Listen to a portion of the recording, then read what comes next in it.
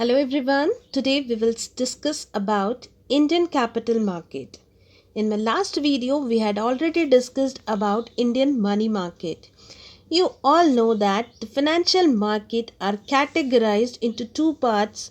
One is money market and other is the capital market. On the basis of short term and long term credit, they are categorized as such. Money market is the market for the short term funds, whereas capital market is the market for the medium and long term funds. In this video, we will discuss about the introduction of the capital market, what is the composition of the capital market in India, what are the different functions of new issue market, and what are the different methods of floating the new issue. So let's start with the introduction of the capital market. The capital market is the market for the long term funds, both equity and debt, and funds raised within and outside the country. In other words, it also refers to all the facilities and institutional arrangements for borrowing and lending of medium and long term funds. The important functions are the transfer of the saving, especially from the household sector to the companies, government, and the public sector bodies. The demand for the long term capital comes from the private sector, manufacturing industries, and from the government, largely for the purpose of economic development. Economic development in terms of transport, irrigation, power development, and other basic industrial developments. The supply of funds for the capital market come largely from the individual investors, corporate saving banks, insurance companies, and specialized financial agencies and the government. So, in this market, there are two parties, like one is the lender and other is the borrower. Here the transfer of savings are done from the household sectors to the companies, government, and the public sector bodies. So the surplus money is invested in exchange of shares, debentures, and securities. Here the adequate capital is available at the reasonable rate of return. The Indian capital market is divided into two parts, financial institution and the securities market. Financial institutions provide long-term loans. It is of three types. One, development financial institution like IFCI, IDBI, ICICI. Investment institutions like LIC, GIC, UTI, and other financial institutions like merchant banks, leasing companies, venture capital companies. So here I will write IFCI, IDBI, and investment institutions like LIC, GIC, and UTI. Next is the securities market. Securities market are divided into two parts, gilt edge or government securities market, and the second one is industrial security market. You all know that gilt edge securities are the T-bills that I already discussed in my previous lecture when I taught about the money market. So here we will discuss about the industrial security market. It is further categorized into two parts, primary market and the secondary market. Primary market is the market for the new issues. These new issues are done either by the new companies or by the existing companies. Similarly, secondary market is the market for the old issues or the existing securities. It is of three types, trading in the existing securities, listing of the new issue, and third is the imparting liquidity or encashability to the stocks and share. So in this way the whole Indian capital market looks like. So these are the different segments of the Indian capital market. So first of all we will study about new issue market.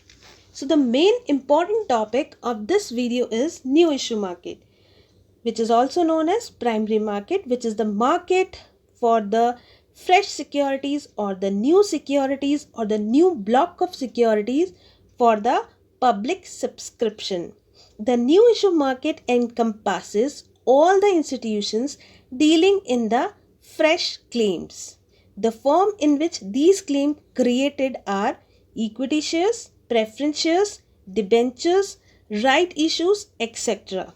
So, all the financial institutions which contribute, underwrite, and directly subscribe to the securities are the part of the new issue market.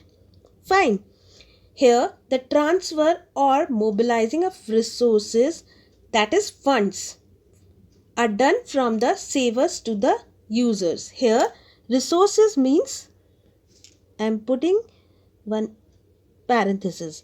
Resources means funds are transferred from the savers to the user. Who are the savers? Savers are the individuals, commercial banks and insurance companies.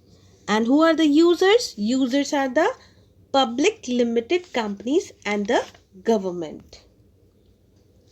New issues are done by the new company, then it is called IPO, that is initial public offering. Market where firms which are already trade raise additional capital through seasoned equity offering. What are equity shares? They are the ownership securities. This involves permanent investment but could be viewed as liquid by exercising the option of selling these in the secondary market.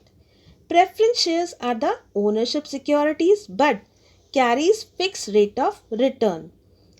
Third, debentures or bond, a creditorship security with a fixed rate of return and fixed maturity period. Next, we will study about the different functions of the new issue market. The main function of new issue market are divided into three parts. One is origination, second underwriting, and third is distribution. These services are rendered by the intermediaries like brokers, merchant bankers, who mediate between the issuers and the savers. First function is origination. Basically, it is a preliminary investigation, analysis and processing of the new project proposals. It is start before the new issues are floated in the market. It involves two important work. First, to check the technical, economic and financial viability to ensure the soundness of the project. Second is to provide the advisory services to improve the quality of the capital issue. These services include the type of the issue, means whether equity shares or preference shares or debentures should be issued, what is the magnitude of issue, time of floating an issue, what will be the pricing. Pricing can be done at par or at the premium. What are the different methods of the issue? These functions are done by the merchant bankers. Merchant bankers can be commercial bank or any private firm or the all Indian financial institution. Second function is underwriting. Underwriting is an agreement whereby underwriter promises to subscribe to a specified number of shares in the event of public not subscribing to the issue. Means if a part of a share issues remain unsold, the underwriter will buy that unsold part of the share issue. And if the issue is fully subscribed, then there is no liability on the underwriter. There are certain advantages of underwriting, like the issuing company is released from the risk of finding the buyers. The company is assured of getting the minimum subscription. Underwriter undertakes the burden of highly specialized function, and public confidence on the issue also enhances when underwriting is done by the reputed underwriters. They also provide expert advice with regard to the securities issue. So, the underwriters in India may be classified into two parts. One is institutional underwriters and second is non-institutional underwriter. Third function is distribution. It means the sale of securities to the ultimate investor. This service is performed by the brokers, agents who maintain regular and direct contact with the ultimate investors. So these are the three important functions of new issue market. Now, what are the different methods of floating the new issue? First, by public issue or prospectus, by offer for sale, by private placement, and last is by offering right issue. So first of all, by public issue or prospectus. Here the new issues are offered directly to the general public through prospectus. In prospectus, name, address of the company, existing and proposed activities, name of the directors, authorized and proposed issue capital, date of opening and closing the subscription list, minimum subscription, name of the brokers, all these details are written in the prospectus. So according to the Companies Act 1956, every application form must be accompanied by the prospectus. There are certain advantages of using the prospectus. We can invite large sections of the mass of the investors. There is no intermediary involved. So this is a direct method. And the last one is it is a non-discriminatory basis. Means we can issue the shares to the large section of the investors. But the demerit is or disadvantages, it is an expensive method and it is suitable only for the large issues, not for the small issue. Second, by offer for sale. The method of offer for sale consists of outright sale of the securities through intermediaries like issue houses or share broker. Here, the shares are not directly offered to the public. It is done in two stages. The first stage is direct sale by the issuing company to the issue houses or the brokers at an agreed price.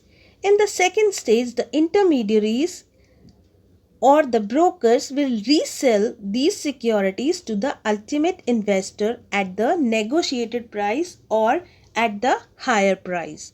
And the difference in the purchase and sale price is called spread or turn. This is very important term. The advantage is that the company is relieved from the problem of printing and advertisement of the prospectus, but this method is not common in India. Next method is by private placement. Here, the new securities are sold to the individual by making the private appeal. This private appeal can be done to your friends, relatives, well-wishers to get the minimum subscription.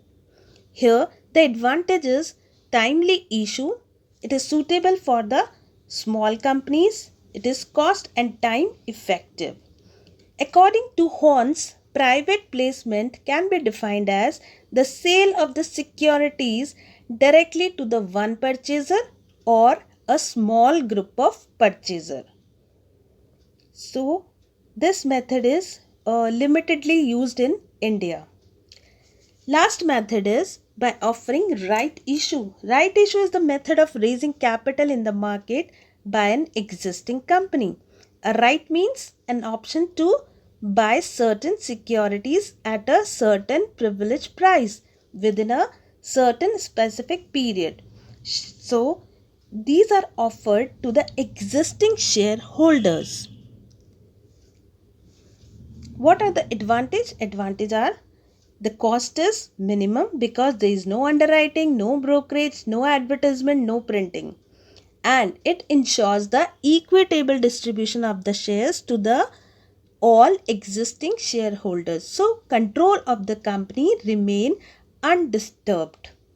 So, these are the four important methods of floating the new issues. I hope you all are able to understand now what is Indian capital market and what do you mean by new issue market. In my next video, we will discuss about the secondary market or the stock exchanges. Thank you so much.